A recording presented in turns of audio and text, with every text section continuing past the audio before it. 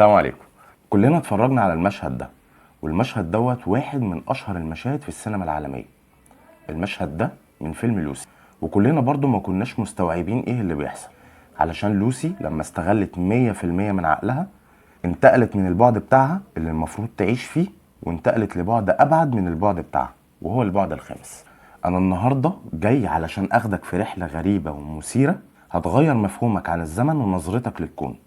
حتى رؤيتك للأشياء المادية هتختلف، وأوعدك إنك حتى نظرتك وتفكيرك لقدرة الإله نفسها هتختلف برضه. الحلقة ديت بتخاطب الملحد واللي لا يؤمن بوجود خالق قبل المؤمن، فأنت حتى لو ما بتؤمنش بوجود دين أو إله ونظرتك للكون مادية بحتة، فأنا يا عم هطوعك وهخلي نظرتي تبقى علمية بحتة زيك. أكيد حضرتك سألت نفسك عن ماهية العالم اللي احنا عايشين فيه، وبرضه حضرتك سمعت قبل كده ان احنا عايشين في عالم ثلاثي الابعاد، وان اينشتاين قالك ان احنا عايشين في فضاء رباعي الابعاد. ده غير قناعاتك اللي اصلا مبنيه على الدين اللي انت بتؤمن بيه، سواء كنت مسلم او مسيحي او حتى يهودي. فانت مؤمن ان في خالق، كيان الهي علوي قادر شايفنا واحنا مش شايفين. طب ازاي كمان الجن والملائكه والمخلوقات اللي ذكرها القرآن دي احنا ما بنقدرش نشوفها، رغم اننا مؤمنين ان هي بتشوفنا عادي؟ النهارده خلينا نجاوب على الاسئله دي، بس من وجهه نظر علميه بحته، ونسبه وجود قدرات اعلى مننا كبشر واكبر من استيعابنا. بس قبل اي كلام، الحلقه ديت ولا للمتشدد دينيا ولا للمنغلق فكريا، وعاوزه اكبر قدر من التخيل وتوسعه الادراك. فانت يا صديقي لو انت مش عاوز تفكر علشان التفكير حرام، الاحسن ما تكملش الحلقه، لاني وعدت من الاول اللي انا هخاطب الملحد قبل المؤمن. بس قبل ما ابتدي الحلقه ادعمني بلايك وشير للحلقه واشترك لو لسه ما اشتركتش. ويلا نقول. اولا علشان نعرف احنا جايين نتكلم في ايه النهارده، لازم نعرف اساسا يعني ايه بعد. من الاخر احنا عايشين في عالم ثلاثي الابعاد، ونضاف عليه بعد رابع اللي هو الزمن، زي ما قال عمنا اينشتاين، اللي هو الطول والعرض والارتفاع، واتضاف عليهم بعد رابع اللي هو الزمن. 3 ابعاد للمكان وبعد واحد للزمن. طيب هل دول كل حاجة؟ فالصراحة لا. حسب نظرية الأوتار الفائقة، ففي الواقع احنا عايشين في كون مكون من 11 بعد. لكن في الحلقة ديت احنا هنقف عند المخلوقات اللي أبعد مننا ببعد، اللي هي مخلوقات البعد الخامس. وبعد كده انت لوحدك هتتخيل الإله اللانهائي الأبعاد والقدرة إمكانياته عاملة ازاي. لكن عمرك ما هتتخيل كائنات البعد الخامس من غير ما تعرف البعد رقم 1 عامل ازاي. البعد رقم 1 يا صديقي هو البعد 0. وزي اي بني ادم طبيعي في الدنيا هتسأل هو في حاجة في الدنيا اسمها البعد 0؟ فهقول لك ايوه، وعلشان تتخيله هات ورقة وقلم وارسم نقطة على الورقة دي. جبت الورقة وقلم وعملت النقطة، حلو قوي، مبروك، انت في البعد 0. اهي النقطة ديت بقى يا معلم ملهاش اي احداثيات ولا ابعاد ولا مساحة ولا اي شيء، مجرد نقطة في العدم.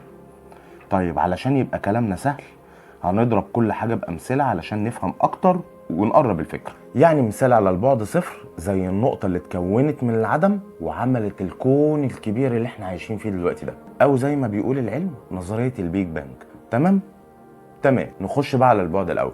وعلشان تتخيل البعد الأول فهات نفس الورقة اللي انت رسمت فيها النقطة الأولانية وارسم قدامها نقطة تانية، وبكده بقى عندك بعدين صفريين مالهمش أي معلومات غير اللي هم موجودين وخلاص. تمام. اعمل بقى معلم خط مستقيم ما بين النقطتين دول، وبكده اقول لك مبروك، انت كده وصلت للبعد الاول. البعد الاول هو الخط اللي اترسم ما بين اي نقطتين على الورقه دي، وفي البعد ده مفيش حاجه غير الطول بس، ومفيش اي حاجه تانية. طيب يا عم سقراط، مش انت قلت ان انت هتتكلم بامثله علشان نفهم؟ هقول لك يا عم حاضر، ما تستعجلش انت بس. البعد ده يا صديقي انا مش لاقي ليه مثال غير الخط الزمني اللي احنا عايشين فيه كبشر. هو فعلا خط طولي ماشي في اتجاه واحد بيروح وما بيرجعش. تمام، شكلك فاهم، قشطه.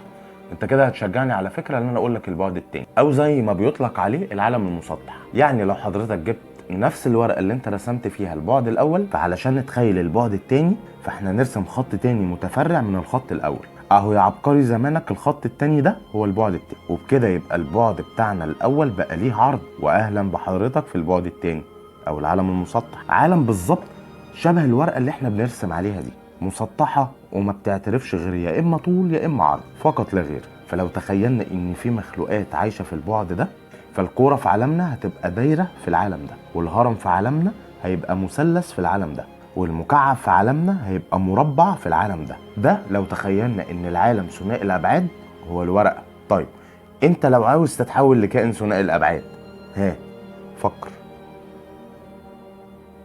فكرت؟ خيالك مع الشمس. عموما الكائنات ثنائيه الابعاد مستوى نظرهم اصلا ملهوش عمق ولا ارتفاع، ما عندهمش اتجاه فوق وتحت، ما عندهمش غير يا اما يمين يا اما شمال، وعشان كده مش بيبقوا شايفين غير السطح فقط لا غير. اوعى دماغك تلف مني، ده احنا يا دوب في اول الطريق. تعالى بقى اضرب لك مثال علشان نسهل الموضوع ونخلي دماغك تلف اكتر. شوف، تخيل كده كائن حي زي الخليه عايشه في عالم مسطح ثنائي الابعاد. تخيل بقى ان الخليه ديت او الكائن ثنائي الابعاد ده بتحبها خليه ذكر تانية وطلبتها للجواز، بس الخليه الذكر ما تعرفش ان الانثى عندها مرض مميت مثلا وليكن اسمه كانسر ثنائي الابعاد، والخليه الذكر ما تعرفش ان اللي بيحبها عندها المرض ده، وهي مش عاوزه تقول له ان هي هتموت كمان شهرين مثلا علشان ما تصعبش عليه. والشبح راح متجوز عليها خليه تانية وبقى ماشي عمال يغيظ فيها في الرايحه وفي الجايه ويقول لها انا اتجوزت واحده اجمد مني، وهي طبعا زعلت واتقهرت وقعدت تشكي حالها لربنا علشان هو بس اللي عارف ايه اللي جواها. هنا بقى يا معلم مربط الفرس، ازاي بقى ربنا عرف اللي جواها؟ وده علشان ربنا هو كيان علوي واسع موجود فوق الابعاد اللي احنا نعرفها، لان هو اللي خالقها من الاساس. طيب انا اسف، انا وعدت ان الحلقه تفكيرها علمي بس. اوكي، انا هجاوبك بالعلم. الخليه اللي انت بتراقبها دي وبتشوف تصرفاتها وتعرف اللي جواها ما عندهاش ولا عمق ولا ارتفاع، هي مش شايفاك وانت بتراقبها، لان قدراتها بتخليها ما تعرفش غير بعدين بس، يا اما طول او عرض، وما عندهاش رفاهيه البعد الثالث اللي هو الارتفاع.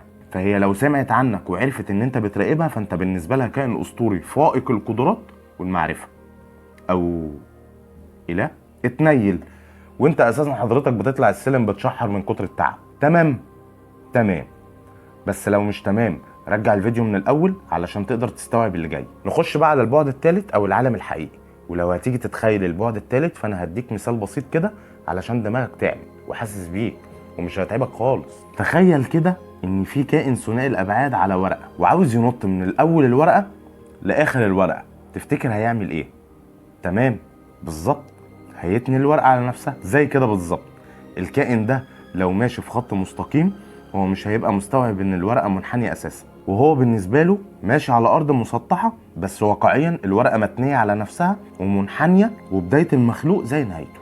اهو العمق اللي حضرتك عامله للورقه والمخلوق ثنائي الابعاد دول، الانحناء ده عامل لك بعد ثالث خالص مختلف عن البعدين الاساسيين الطول والعرض، وبالانحناء ده انخلق لك الارتفاع. ولو انا اتخيله بمثال الخطوط اللي احنا ابتدينا بيه على ورقه، فانت هتجيب البعد التاني وتضيف على الخطين الطول والعرض بعد ثالث عمودي عليه وهو الارتفاع، ومره واحده انتقلت من البعد التاني الى البعد الثالث، وهوبا مره واحده الدايره بقت كوره والمربع بقى مكعب والمثلث بقى هرم والخيال بقى مجسم، وبقيت في العالم الحقيقي. وخد بالك احنا تخيلنا البعد الثالث لما عملنا انحناء للبعد الثاني على نفسه واتكونت اتجاهات جديده جواه ما كانتش موجوده في الاصل، والاتجاهات الجديده دي هي فوق وتحت. تمام، اقسم بالله انت عبقري طالما وصلت لحد هنا وما قفلتش الفيديو في وشي. طب لايك بقى واشتراك طالما كلامي عجبك. عملت لايك واشتراك؟ طيب شكرا، ويلا نكمل. البعد الرابع او خط الزمن، وده بعد خاص شويه احنا عايشين فيه كبشر زي ما قال عمنا اينشتاين. طيب يا عم سقراط، هو ليه خاص؟ علشان في نظريه الابعاد اللي احنا بنتكلم فيها هم 11 بعد، 10 للمكان وواحد بس للزمان. فاهلا بيك في البعد الرابع. فاكر الورقه اللي احنا كورناها على نفسها وعملنا بعد ثلاثي الابعاد من بعد ثنائي الابعاد؟ فاكر؟ حلو، لو لسه فاكر بقى ما هنكتش. عارف بقى الورقه المتكوره دي هي جواها بتحتوي على الابعاد الثلاثه اللي احنا قلنا عليهم، طول وعرض وارتفاع. كرمش بقى الورقه دي وخليها مصمطه، ويبقى كده ضغطنا الابعاد الثلاثه على بعضها وعملنا كون ثلاثي الابعاد. يلا بقى يا حبيبي هات ورقه جديده غير اللي انت كرمشتها ديت وتعالى. جبتها؟ تمام. هات بقى الورقه اللي انت كرمشتها دي وحطها على اول الورقه، وكرمش برضو ورقه تانية واعتبرها كون ثلاثي الابعاد مصمت موجود جواه ابعاد المساحه زي الكون اللي قبليه، وحط الكون دوت في اخر الورقه. تمام. ارسم بقى خط مستقيم يوصل بين النقطتين دول وتعالى نشرح. النقطه اللي في اول الورقه والكون ثلاثي الابعاد ده هو الكون من البدايه، والكون ثلاثي الابعاد اللي في اخر الورقه ده هو الكون في اخر لحظه فيه. والخط الواصل ده هو الزمن بالطول او البعد الرابع، وانت عايش ما بينهم وبتتحرك لقدام بطول الخط المستقيم ده، او ما يسمى بوهم الزمن. واحد اول مره يجي يشوفني يسالني: يا عم سقراط، هو في حاجه اسمها وهم الزمن؟ هقول له: يا صديقي، اول ما تخلص الحلقه دي تروح اتفرج على حلقه وهم الزمن والنسبيه الخاصه على طول، ويلا نكمل. ولو هتسالني هو الزمن وهم، هقول لك: ايوه اكيد حضرتك بتحس بمروره عليك غصب عنك ومش بمزاجك، وعلشان كده هو بيسيب اثره عليك. هيجي واحد دلوقتي عبقري يسألني: هو ليه الزمن بيتحرك لقدام مش لورا؟ هقولك ان الكون رباعي الابعاد اللي احنا عايشين فيه هو كده الزمن فيه ماشي بالطول رايح وما بيرجعش. حد تاني يجي يسأل: هو احنا ليه بنعجز بمرور الزمن علينا؟ هقول له ببساطة ان في حاجة اسمها القصور الحراري في علم الديناميكا الحرارية. ايه ده هو ايه القصور الحراري ده كمان؟ باختصار شديد يا صديقي، ان القصور الحراري دوت بيوصف المادة وخصائصها، ان هي بتميل من حالة النظام للحالة الفوضوية او العشوائيه ولا النظام. يعني ببساطه لو انت عندك مكتب زي ده منظم وكل حاجه مترتبه وشكله جميل، بعد فتره من استخدام المكتب من غير ترتيب هيتحول من النظام للعشوائيه. يعني الكتب في ناحيه والورق في ناحيه تانية واشيائك الجوانيه هتبقى في حته تالته خالص، وهتبقى حاجه في منتهى القذاره الصراحه. او اللي حصل في المكتب ده نظريه القصور الحراري بتنطبق عليه وعلى اي ذرات مكونه لاي نظام فيزيائي، ومنها الكواكب والنجوم، وعلى الذرات الدقيقة، وعليك انت شخصيا كإنسان. وأي حاجة بيجري عليها التغيير بتتغير بعوامل الزمن عليها، من مرحلة ولادة وشباب ثم موت في الآخر. ومنها الخلايا الحية بتاعتنا احنا كبشر بتتحول من حالة النظام للحالة الفوضوية، وده يا معلم اللي بيسبب العجز. كده بقى احنا نقدر نتخيل كائن في بعد خماسي الأبعاد. احنا بقى هنبصله ازاي وهو هيبصلنا بأنهي نظرة؟ هو هيبقى شايفك من بعد انت عمرك ولا هتشوفه ولا هتتخيله، لكن الكائن دوت هيقدر يشوف الاربع ابعاد بتوعك: الطول والعرض والارتفاع وحتى الزمن. يعني اكيد الكائن ده هيبقى فائق القدرات والمعرفة عننا، زي ما كنت فائق القدرات بالنسبة للخلية. فاكر؟ تمام. انا بس كنت بشوفك نسيت ولا لسه معايا؟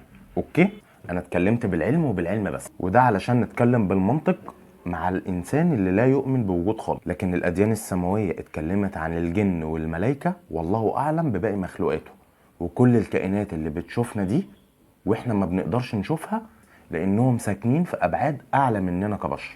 انت بتتكلم على قدرات اسطورية لكائن اعلى منك ببعد واحد بس، فتخيل بقى كائنات ساكنة البعد الثامن او التاسع او ال11 مثلا، امكانياتهم واصلة لحد فين؟ واكيد في مخلوقات في الابعاد دي، والا النظرية مش هيبقى ليها لازمة من الاساس. وحضرتك كده هتفضل بعد ورا بعد لحد ما توصل للا نهاية والابدية والكيان الالهي في الاخر. واللا نهاية احنا عمرنا ما نقدر نتخيلها، لان شكل الكيان الالهي فوق استيعابنا احنا كبشر، وهو اول كل شيء واخر كل شيء وليس كمثله شيء. فبعد ما شرحنا نظرية الاوتار اللي مديالك 11 بعد بس، والله اعلم بالابعاد اللي لسه ما اكتشفناهاش، فما بالك برب العالمين. السلام عليكم.